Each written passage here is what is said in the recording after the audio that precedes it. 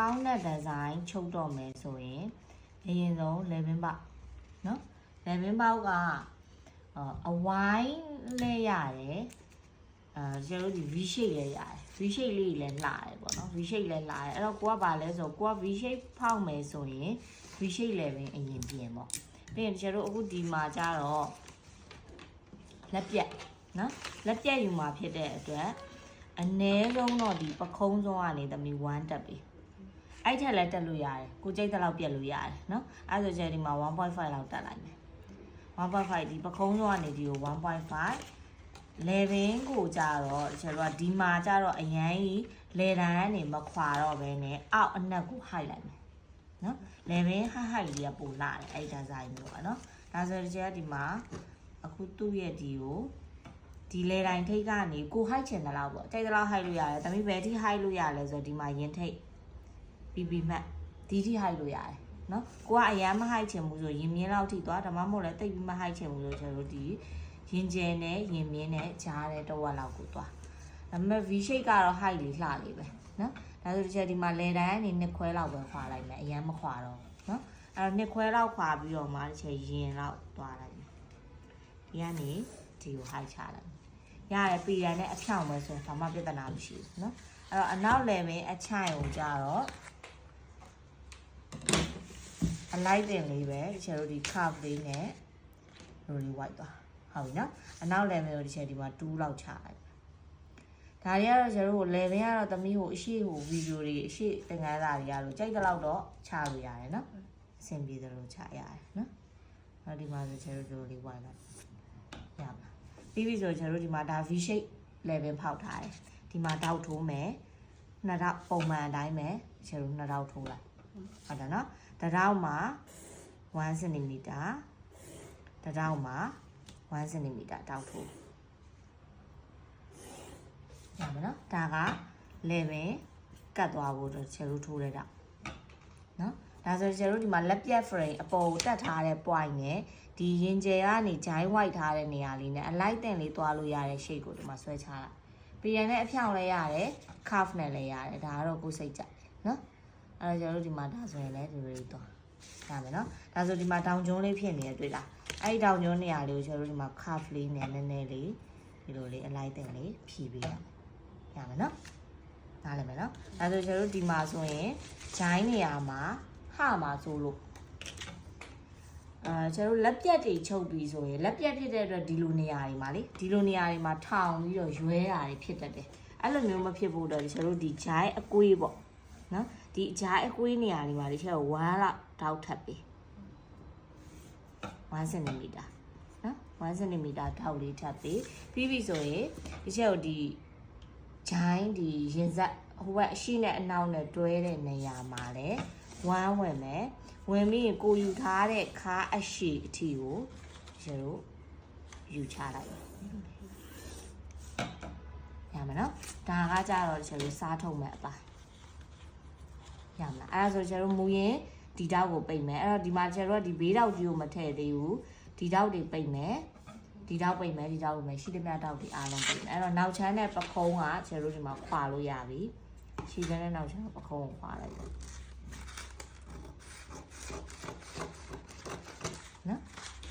အဲ့ဒီမှာဆိုကျွန်တော်ဒီတောက်တွေပိတ်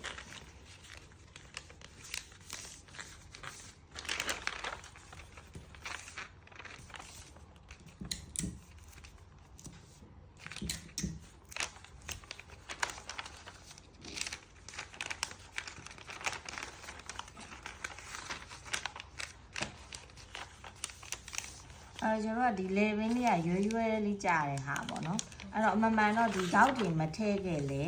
တယ်ချုပ်လို့ရတယ်ဒါပေမဲ့ဒါကကြတော့ပို့ပြီးတော့တီတီတက်တက်ကလေးနဲ့သူ့ပတ်တန်အတိုင်းကြီးထွက်တာပေါ့နော်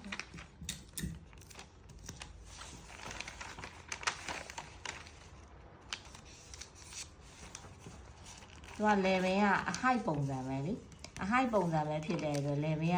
အဲ့လိုနည်းနည်းဟတာပါညာပြဿနာဘာမှတိတ်မရှိတာဖြစ်တယ်ဆိုတော့ကျွန်တော်တို့ဒီတောက်တွေ level တောက်တွေမထိုးခဲ့လဲအဆင်ပြေတယ်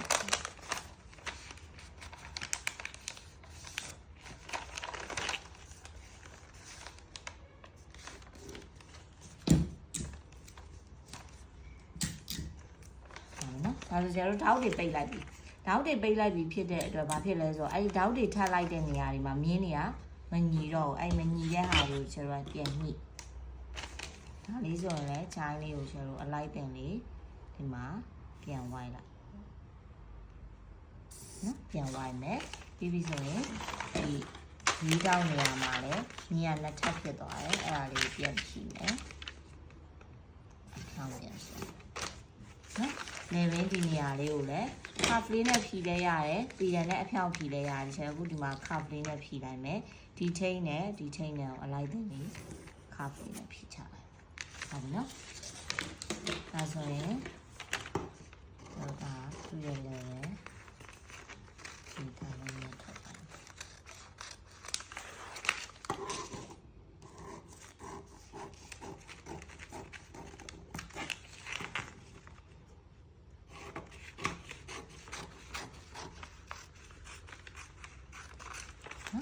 ဒီလိုတိုင်းလုပ်ပါဒါဆိုရင်ကျွန်တော်တို့ကမလုပ်လဲဆိုတော့ဒီအတိုင်းဆိုရင်အင်ကြီးပိတ်စာညက်လို့မရဘူးသူကျွန်တော်တို့လိုချင်တဲ့ design ဒီ level လေးမှာတွတ်တွဲလေးကြာချင်တာဟုတ်တယ်နော်အဲ့ဒီအတွက်မလုပ်လဲဆိုတော့သူ့ကိုအရင်ဆုံးကျွန်တော်တို့ဒီ BP ထိတ်ကနေတဲ့ဒီအလဲလိုင်းကိုချက်ဖြတ်ထုတ်လိုက်တောက်စားအဲ့ဆိုဒီမှာသူ flat button ဒီလိုလေးပြန်ကျသွားရမယ်နော်ပြန်ကျသွားပြီဖြစ်တဲ့အတွက်ကျွန်တော်တို့ဒီမှာ button အစားထိုးမယ်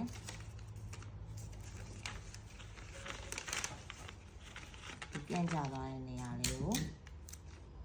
ပတ်တန်အစားထိုးလိုက်ဟု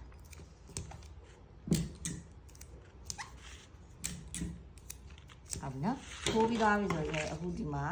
သူ့ရဲ့ဒီတိုင်းလေးပဲခဏညှက်ထုတ်ပါအောင်နော်အဲ့တော့ level ထိတ်ကဒီမှာရမယ်နော်ဒါဆိုရင်ဒီကျွန်တော်တို့ဒီ level ရဲ့အဲ့ဒီ wave line လေးတွေကဘယ်နေရာကိုကျချင်လဲစဉ်းစားဥပမာဒီကျွန်တော်တို့ဒီပခုံးကနေပဲဒီလို wave လေးကဒီလိုလေးတွေလာကြခြင်းနေဆိုရင်ဒီလိုသွားပခုံးကိုပဲသွားရမယ်နော်အဲ့လိုမဟုတ်ဘဲနဲ့ဒီကျတို့ဒီမှာလဲ wave ကြခြင်းနေဒီ join လေးတွေမှာလဲဒီလို wave လေးတွေဒီ join ကနေဒီလိုသွားခြင်းနေလို့ဆိုတော့ဒီကိုကြိုက်တာယူလို့ရတယ်ရမယ်နော်ကိုကြိုက်တဲ့ shape ကိုယူအဲ့တော့ကျတို့အခုဒီမှာ level နေရာလေးကိုသွားမယ်ဆိုပါလို့ level နေရာလေးကိုသွားမယ်ဆိုရင်ကိုဆွဲထားတဲ့ point line နဲ့ဖြတ်ထုတ်ဟုတ်ပြီနော်ပြီးပြီဆိုတော့ဒီမှာအဲ့တော့ဒီတစ်ခုနဲ့တစ်ခုကအတိုင်းတာဒီချေတူရမှာလားဆိုရတယ်ကိုရဲ့ wave ကဘယ်နှ line ထွက်ချင်လဲ3 line ထွက်ချင်3 line ဆွဲ2 line ထွက်ချင်ဒီ2 line ဆိုပြီးသွားပြီဟုတ်တယ်နော်ဒီချေတို့ကအခုဒီရေအောက်လောက်ထိ line လေးတွေပေါ်ချင်နော်ညနေပြီးတော့လေဟုတ်ပြီဆွဲ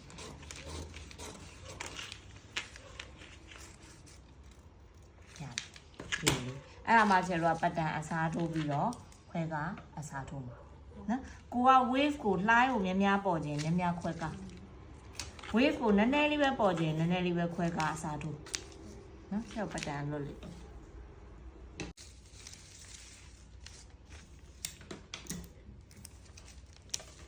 ုတ်လားဒီလိုလေးဟုတ်ပြီနော်ပြီးပြီဆိုဒီမှာခုနဖြတ်ထုတ်လိုက်တဲ့ဒီမှာတက်လွားဒီမှာတက်လွားဒီမှာတက်လွားအဲ့တော့ကိုဒီလိုကားတာများလေ wave ပို့ပြီးတော့ပိတ်စလည်းကုန်မယ်ပို့ပြီးတော့ဣပြီးတော့ကြာမယ်ပေါ့ကိုက wave ကိုတိတ်မထွက်ချင်ဘူးဆိုတမီးနည်းနည်းပဲကားနော်စိတ်တလောက်တော့ကားလို့ရတယ်အခုဒီမှာတစ်ချက်ဆိုရင်အခုတလောက်ယူလိုက်မယ်လောက်လေးကား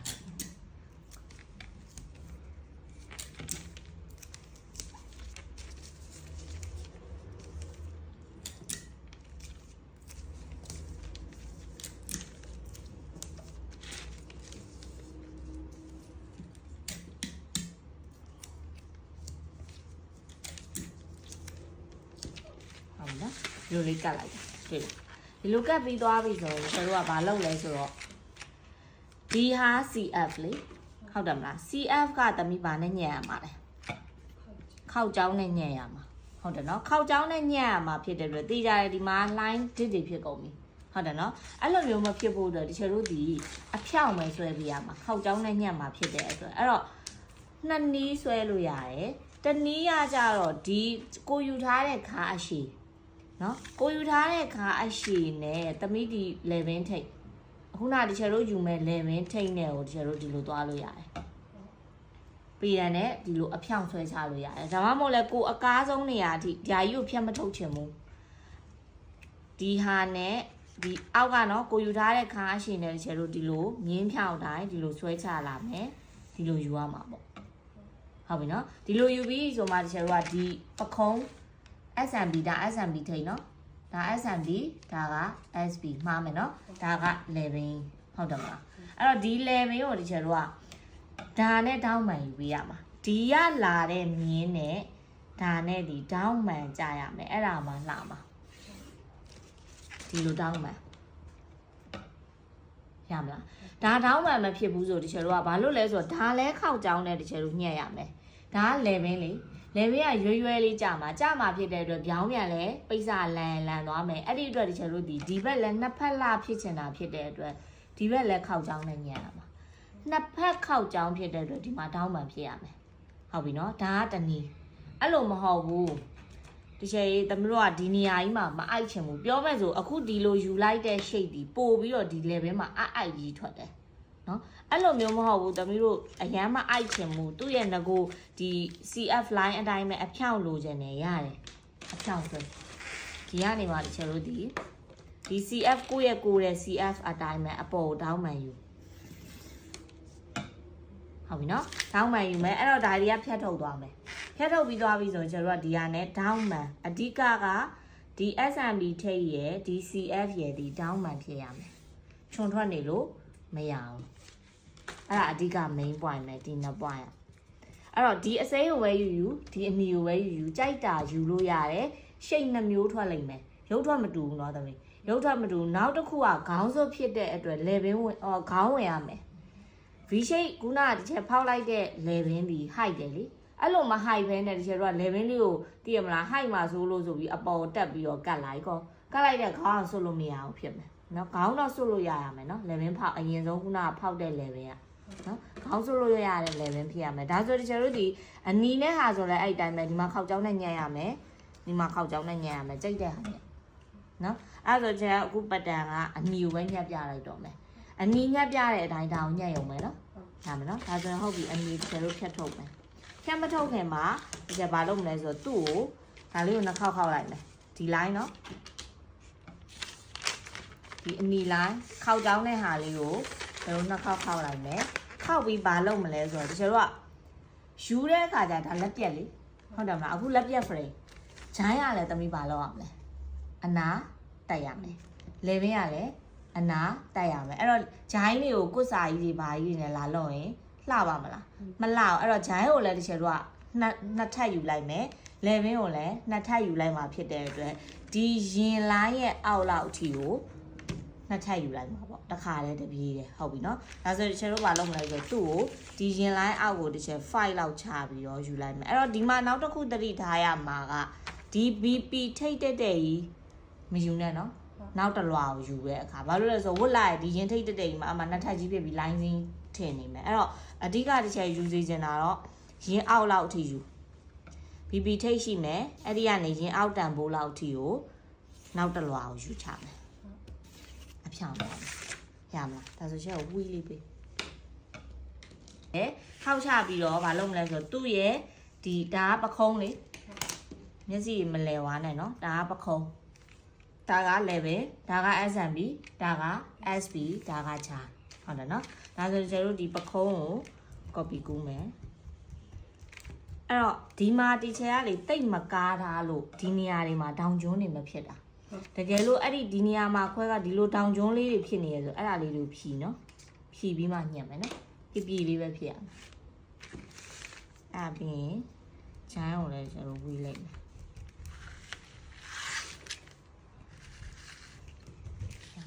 ပြီးရင်ခုနကကျွန်တော်ယူထားတဲ့ line အထိလှည့်လိုက်မယ်နော်ပြီးပြီဆိုယူထားတဲ့ line အတိုင်းပဲလိုက်မယ်ပင်စီရပြီးကြမှာပြီးတယ်နဲ့ဖြောင်းချလိုက်နော်စီရကိုဒီနားလေးကိုပဲထောင်းမှန်ယူလိုက်နော်ဒါဆိုရင်ကျတို့ဒါလေးကိုဖြန့်ချလိုက်ရင်အခုနကဒီချက် copy ကူးလိုက်တဲ့ line ကဒီမှာ dotted line လေးနဲ့ချက်ဆွဲပြလိုက်မယ်ဒီလိုလေးဖြစ်သွားတယ်နော်ဒါကဂျိုင်းနော်ဒါ ဒါကဘေးကိုတယ်ဒါကအခုနကရှင်အောက်အထိယူထားတယ်လားဟုတ်ပြီနော်ပြီးရင်ဒီမှာကျတို့ဒီ line ဒီအဖြောင့်နော် CF line တိုင်းအဖြောင့်ထွက်လာမှာအဲ့မှာခြုံလွားပြူသွားတာဖြစ်လို့မရအောင်ရမယ်နော်ဒါဆိုပတ်တန်းကျတော့ဒီတိုင်းထွက်လာမှာတခါလဲကွတ်စာကိုတယ်နဲ့တခါလဲတွဲယူလိုက်တာညက်တော့လည်းတွဲရ တွဲရကြီးလည်းညက်ရမှာဒီတိုင်းပဲဒီပတ်တိုင်းယူဖြန့်ညက်ပေါ့သမီး